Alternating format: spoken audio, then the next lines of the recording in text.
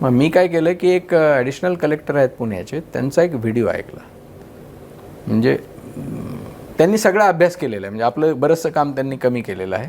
आणि तो व्हिडिओ ऐकला. नंतर मी काही डॉक्टरशी बोललो की हे आहे का, तर ते बरोबर आहे. आणि मलाही माहीत होतं की फॅट बर्निंग स्विच जर ट्रिगर करायचं असेल तर इन्सुलिन सिक्रेशन 17-18 तास तरी नसलं पाहिजे.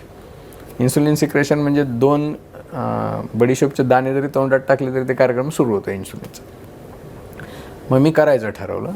आणि मी जेव्हा केलं तेव्हा 3-4 दिवस वेगळं वाटलं. आणि 3-4 दिवसानंतर मात्र आता मी एवढं काम करतो, एकदम फिट वाटतं. मी 59.5 होतो, नंतर मी 51.5 आहे आता. म्हणजे नियरली आय लॉस्ट 9 kg.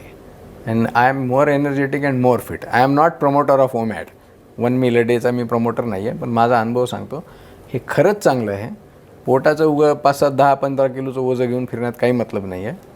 आणि तेवढं लागत पण नाही. आणि जे एक जेवतो मग त्याची टेस्ट येते. जसं मी पाणी गोड लागतं म्हणतो तसं मग जेवणही चांगलं लागायला सुरू होतं. आणि हेल्थवाईज मला डॉक्टर्सनी जे सांगितलं की ते म्हणे साहेब आता तुम्ही आमच्याकडे येणारच नाहीत, हे पक्का. मला थोडा ॲसिडिक ट्रबल होता, म्हणजे स्वभावामुळे ए टाईप पर्सनॅलिटीमुळे होता. तो पण आता टोटल बंद झालेला आहे. आणि मला तर ते चांगलं वाटलं. तुम्ही किती वाजता जेवता आणि काय कसं असतं ते? साधारण बघा 3 ते 7 मध्ये तुम्ही जेवण घ्यावं अशी अपेक्षा आहे. 7ला जर जेवण घेतलं तर 3-4 तासात ते स्टमकमधून इंटेस्टाईनमध्ये जातं आणि देन यू आर रिलीव्ड. झोप एकदम शांत लागते.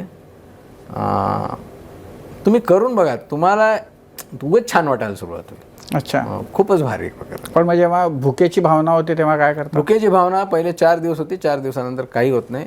आता मी काल रात्री 6ला-7ला काहीतरी जेवलेलो आहे, अजून मी कणभरही खाल्लेलं नाही.